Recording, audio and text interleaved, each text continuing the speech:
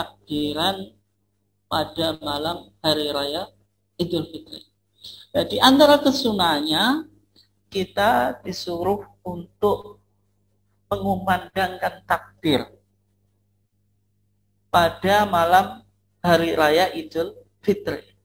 Maka memperbanyak mengumandangkan takbir ini dilakukan sejak kapan? Yaitu sejak ghurub syamsi, yaitu ketika matahari sudah terbenam, sampai besok ketika kita akan menjalankan sholat id. Jadi ketika kita sudah berada di akhir bulan Ramadan, kemudian matahari sudah terbenam, nah saat itu pula kita sudah dianjurkan untuk memperbanyak membaca takbir.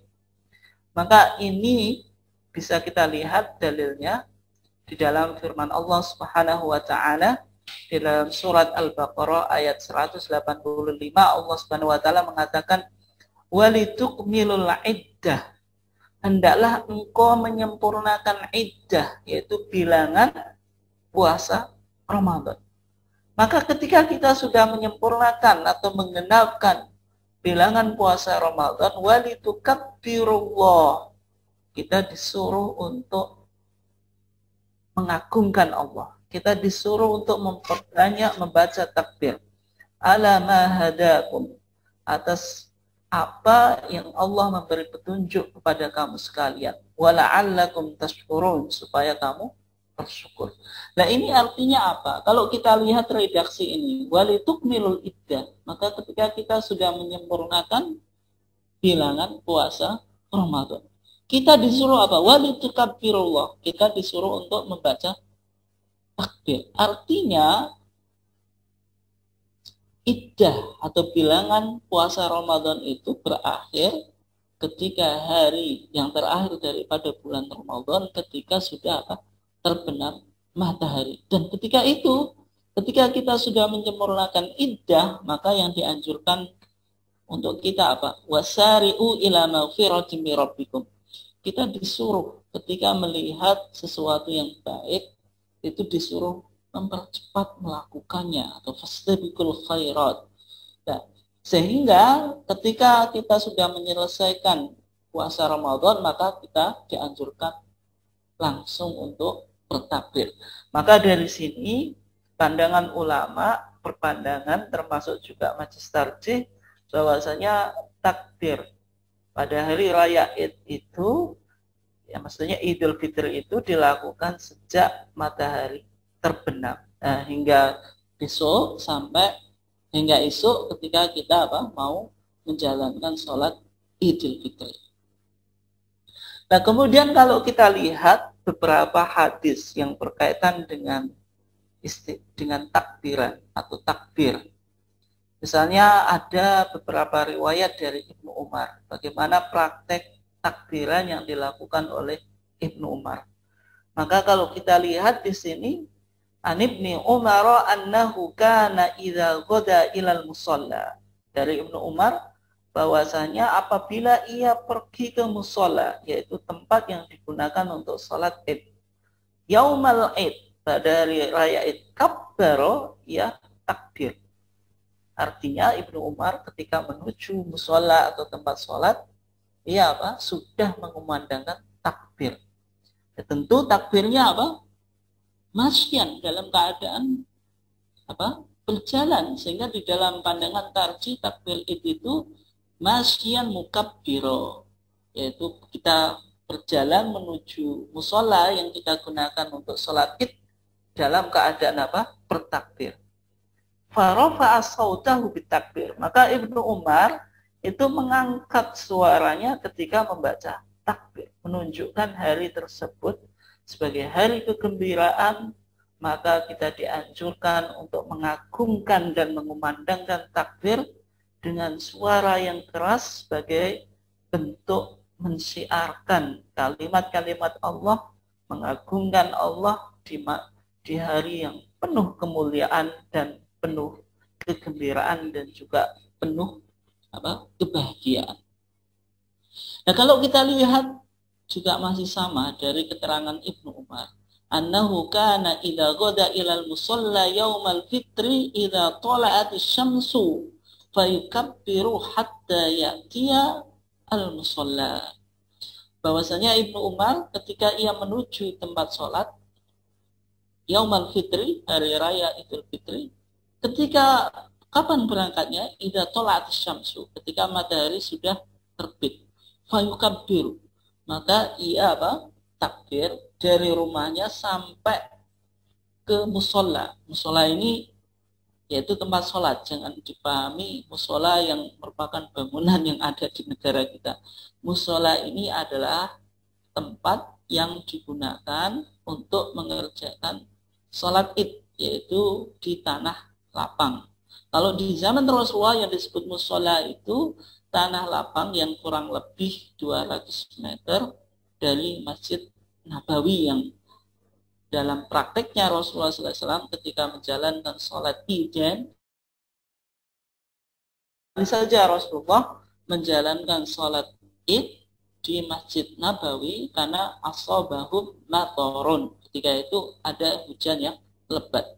Tsumma yukabbiru bil mushola, ketika Ibnu Umar itu sampai ke mushola, yaitu tempat sholat, beliau masih takbir hatta idza jalasal imamu taraka takbir, sampai imam atau khotib, karena dalam riwayat hadis itu menggunakan istilah imam karena imam ini juga khotib.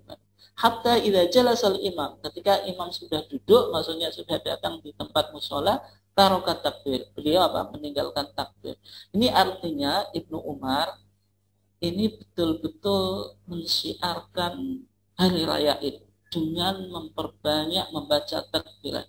Takbir itu dilakukan oleh Ibnu Umar ketika ia keluar rumah sampai menuju musola, tempat sholat. Berarti di jalannya juga mengumandangkan takbir.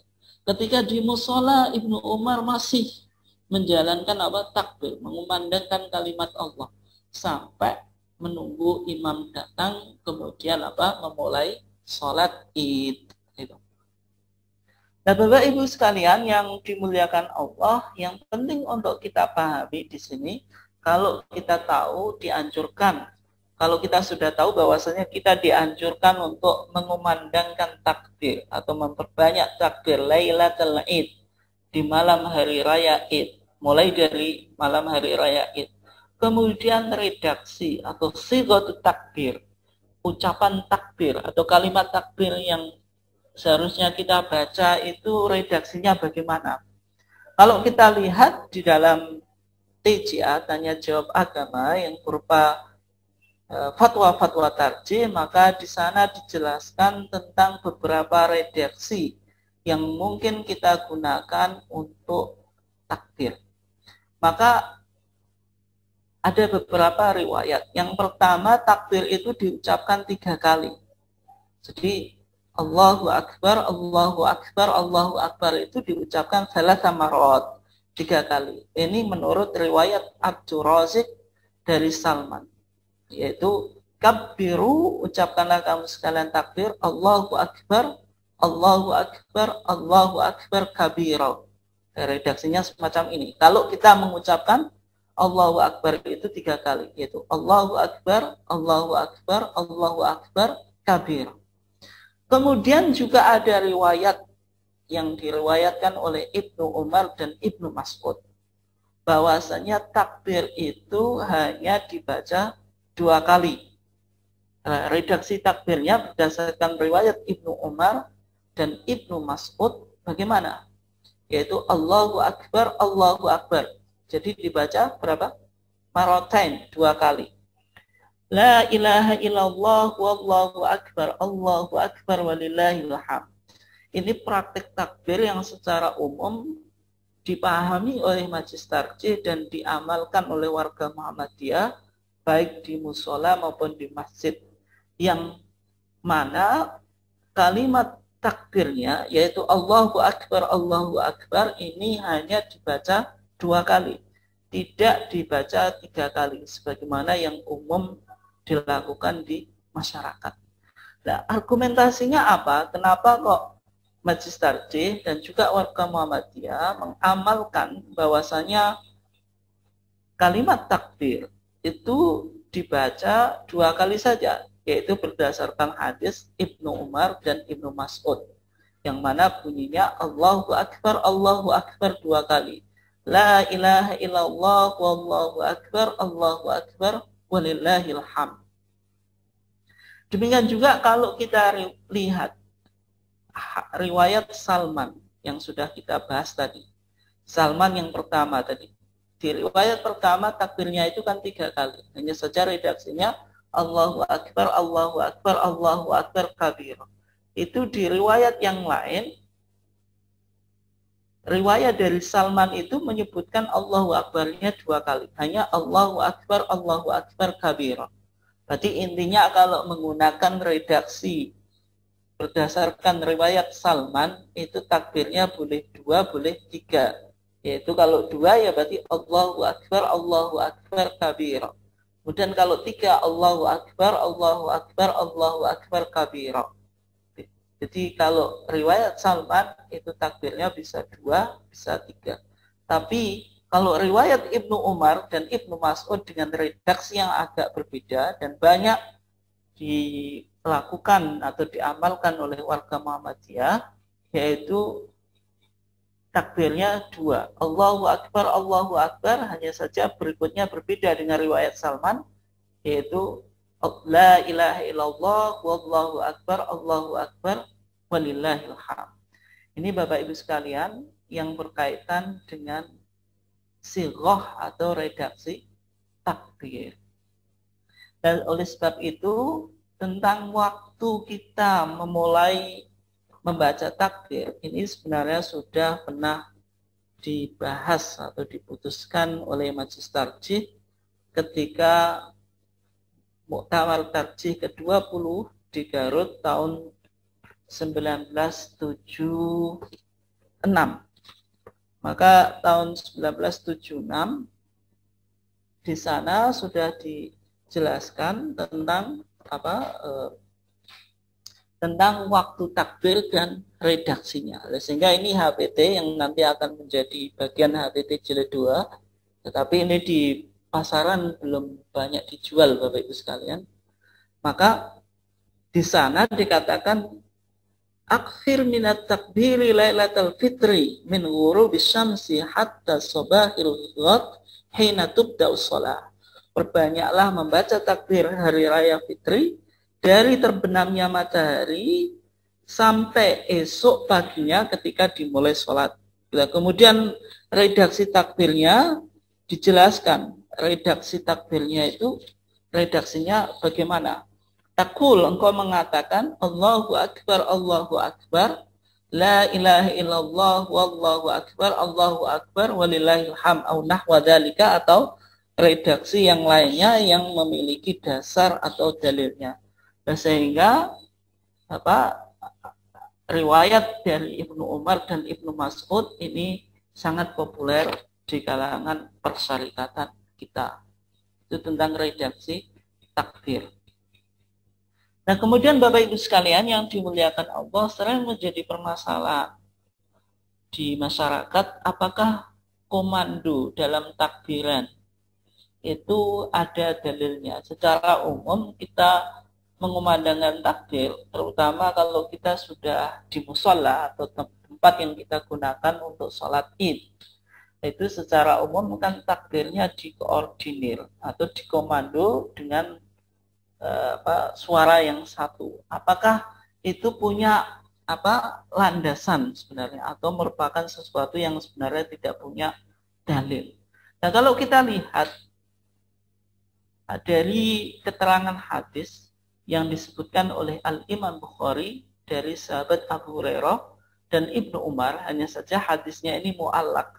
Hadis mu'allaq itu hadis yang disebutkan oleh Al-Imam Bukhari di dalam sahihnya, hanya saja tidak disebutkan sanadnya, tidak disebutkan haddatsana dan seterusnya, atau an-anah tadi, dari itu. Annahuma kana yakhrujani ila suq, bahwasanya Abu Hurairah dan Ibnu Umar keduanya itu pergi ke pasar ayyamal ashri, yaitu 10 hari dari Dzulhijjah.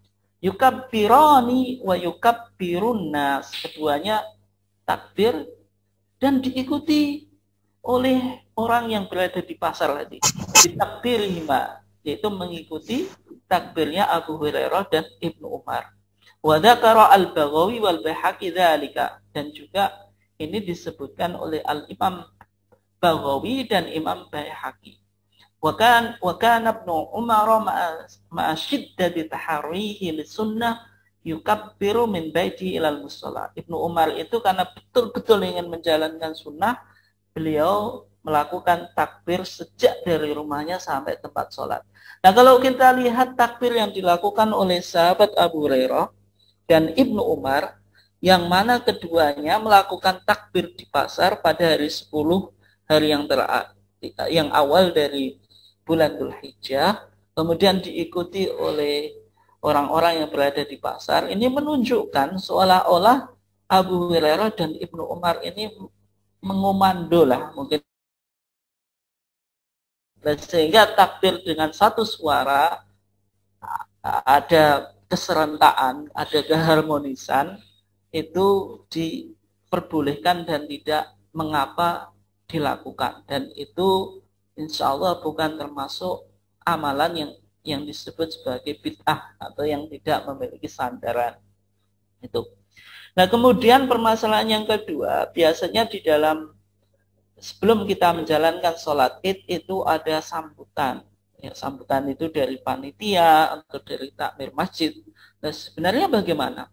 Kalau kita melihat di dalam praktek Rasulullah, maka sambutan sebelum id itu sebenarnya tidak ada, karena Rasulullah itu tidak melakukan sambutan sebelum id. Nah, kemudian bagaimana kalau dilakukan? Ya, kalau dilakukan sekedar pengumuman tidak mengapa.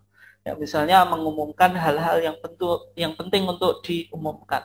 Tetapi kalau diperpanjang, kalau sambutannya itu bahkan nanti menandingi khutbah id. Nah, di beberapa tempat itu sambutan sebelum sholat id ini sangat panjang itu, dan bahkan seolah-olah menjadi rangkaian yang integral dengan sholat id. Ya, semacam itu sebaiknya tidak dilakukan. Tetapi kalau sekedar memberikan informasi mungkin tentang infak yang masuk atau hal-hal yang dianggap penting yang sekadarnya sehingga tidak menyita banyak waktu, ya meskipun sebenarnya ini juga tidak ada sumbernya dari Nabi, tetapi karena menganggap maslahat, aspek maslahatnya, ya tidak mengapa. Hanya saja kalau menyita waktunya terlalu lama dan bahkan menyita ibadah yang penting, yaitu sholat id kemudian khutbah, itu yang sebaiknya tidak dilakukan.